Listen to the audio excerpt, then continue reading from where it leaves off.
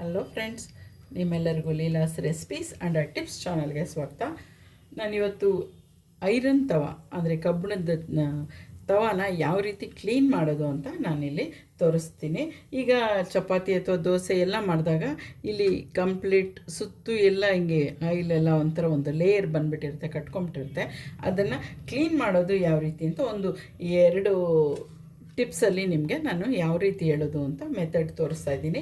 ಹೀಗೆ ನೀವು ತುಂಬ ಈಸಿಯಾಗಿ ನೀವೇನು ಮಾಡ್ದಿರೋ ಕ್ಲೀನ್ ಮಾಡಿಕೊಡ್ಬೇಕು, ನಿಮ್ಮ ಕಷ್ಟ ಇಲ್ದಿರ ಅಂತಂದರೆ ನೀವು ಮನೆಯಲ್ಲಿ ಬಿರಿಯಾನಿ ಮಾಡಿದಾಗ ಅಥವಾ ತುಂಬ ಜನ ಬಂದಾಗ ತರಕಾರಿ ಪಲಾವ್ ಮಾಡ್ತೀರಾ, ಆವಾಗೆಲ್ಲ ಕುಕ್ಕರಲ್ಲಿ ಮಾಡ್ದಿರ ಬೇರೆ ಪಾತ್ರೆಯಲ್ಲಿ ಮಾಡಿಬಿಟ್ಟು ನೀವು ದಮ್ ಕಟ್ಟಿ ಮಾಡೋ ಟೈಮಲ್ಲಿ ಏನು ಮಾಡಬೇಕು ಅಂದರೆ ಈ ಥರದ್ದು ನೀವು ಯಾವ ಕ್ಲೀನ್ ಮಾಡಬೇಕು ಅಂದ್ಕೊಂಡಿರ್ತೀರೋ ಆ ತವಾನ ಸ್ಟವ್ ಮೇಲೆ ಇಟ್ಬಿಟ್ಟು ಎಲ್ಲ ಆದಮೇಲೆ ಲಾಸ್ಟಲ್ಲಿ ದಮ್ ಕಟ್ಟುವಾಗ ಈ ರೀತಿ ಇದನ್ನು ಪಲಾವ್ ತಪ್ಪಲೆನೇ ಇಟ್ಬಿಟ್ಟು ಇದಕ್ಕೆ ನೀವು ಒಂದು ತೇವದ ಬಟ್ಟೆ ಹಾಕಿ ಅದರ ಮೇಲೆ ಒಂದು ಪ್ಲೇಟ್ ಇಟ್ಟು ಅದ್ರ ಮೇಲೆ ಒಂದು ವೆಯ್ಟ್ ಇಟ್ಬಿಟ್ರೆ ಒಂದು 20 ಮಿನಿಟ್ಸ್ ಅಥವಾ ಅರ್ಧ ಗಂಟೆ ಇದು ತವಾ ಅಲ್ಲಿ ಸ್ಟವ್ ಮೇಲೆ ಇರುತ್ತೆ. ಡೈರೆಕ್ಟಾಗಿ ಅದು ಕಾಯ್ತಾನೇ ಇರುತ್ತೆ. ಸೊ ಆಗೇನಾಗುತ್ತೆ ಅಂದರೆ ಆಟೋಮೆಟಿಕ್ಕಾಗೇ ನಿಮಗೆ ಏನೇನು ಕಟ್ಟಿದೆ ಅದೆಲ್ಲ ಕ್ಲೀನ್ ಆಗಿಬಿಡುತ್ತೆ.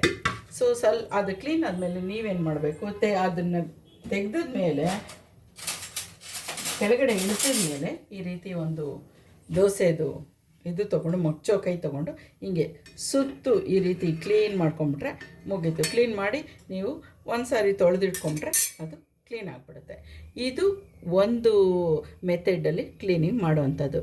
ಈಗ ಇನ್ನೊಂದು ಮೆಥಡನ್ನ ನಾವು ನೋಡ್ಕೊಳ್ಳೋಣ. ಈಗ ನೆಕ್ಸ್ಟ್ ಮೆಥಡನ್ನ ನಾವಿಲ್ಲಿ ನೋಡ್ಕೊಳ್ಳೋಣ ಯಾವ ರೀತಿ ಅಂತ. ನಾನಿಲ್ಲಿ ಬಿಸಿ ಆಗೋದಕ್ಕೆ ಇಟ್ಟಿದ್ದೀನಿ, ಅದು ಬಿಸಿ ಆಗಿದೆ. ಆಗ ನೀವು ಮಾಮೂಲಿ ಅಡುಗೆ ಸಾಲ್ಟು, ನಾವೇನು ಮನೆಯಲ್ಲಿ ಉಪ್ಪು ಅಡುಗೆಗೆ ಯೂಸ್ ಮಾಡ್ತೀವಿ ಅದನ್ನು ಹಾಕ್ಕೊಳ್ತಾ ಇದ್ದೀನಿ. ಹಾಕ್ಕೊಂಡು ಸ್ವಲ್ಪ ಚೆನ್ನಾಗಿ ಅದು ಎಲ್ಲ ಕಡೆ ಸ್ಪ್ರೆಡ್ ಆಗೋ ರೀತಿ ಹೀಗೆ ಸ್ವಲ್ಪ ಬಿಸಿ ಮಾಡಿ.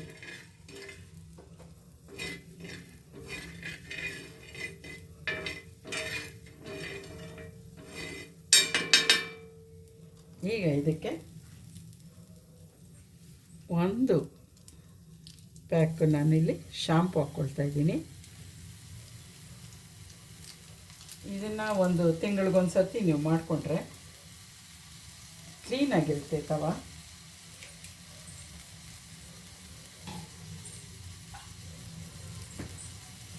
ಸ್ವಲ್ಪ ನೀರು ಹಾಕ್ಕೊಳ್ತಾ ಇದ್ದೀನಿ.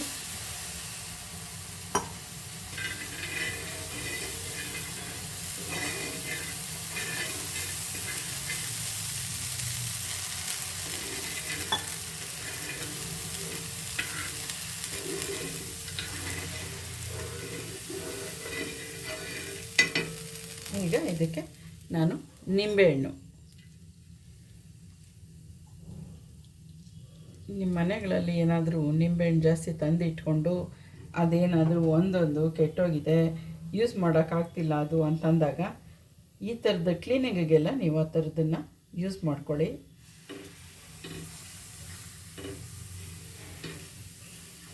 ಇವಾಗ ಇದನ್ನು ಇದರಲ್ಲೇ ಚೆನ್ನಾಗಿ ಎಲ್ಲ ಕಡೆಗೆ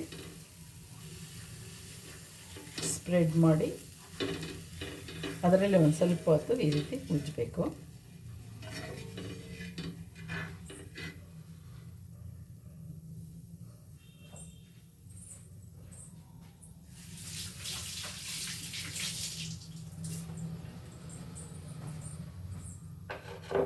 ಸ್ಟವ್ ಸಿಮ್ ಅದಕ್ಕೆ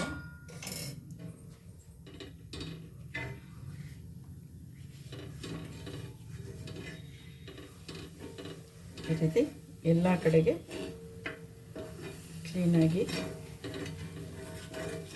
ನಿಂಬೆಹಣ್ಣಲ್ಲಿ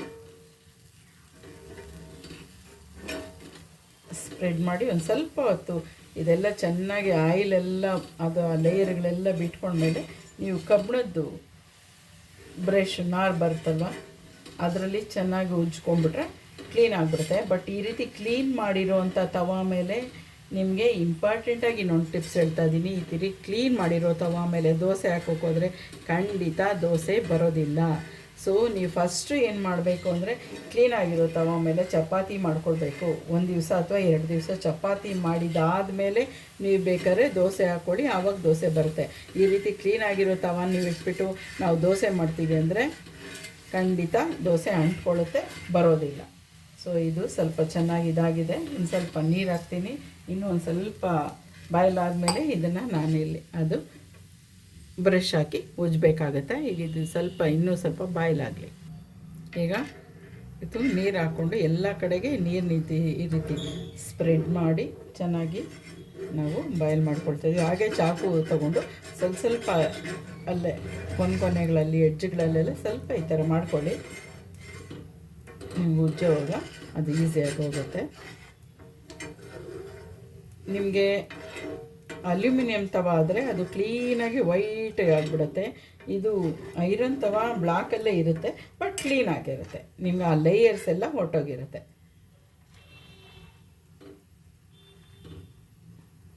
ಆಯ್ತು. ಈಗ ಈ ನೀರನ್ನೆಲ್ಲ ಒಂದು ಬಟ್ಲಿಗೆ ಹಾಕ್ಕೊಂಡು ಆಮೇಲೆ ಅದೇ ನೀರನ್ನ ಒಂದು ಸ್ವಲ್ಪ ತೊಗೊಂಡು ನಾವಿಲ್ಲಿ ಉಜ್ಜಿ ಕ್ಲೀನ್ ಮಾಡ್ಕೊಳ್ಬೇಕಾಗತ್ತೆ. ಆಲ್ಮೋಸ್ಟು ಆ ಲೇಯರ್ಸ್ ಎಲ್ಲ ಹೋಗ್ಬಿಟ್ಟಿದೆ ಫ್ರೆಂಡ್ಸ್. ಈಗ ಕ್ಲೀನ್ ಮಾಡ್ಕೊಳ್ಳೋಣ.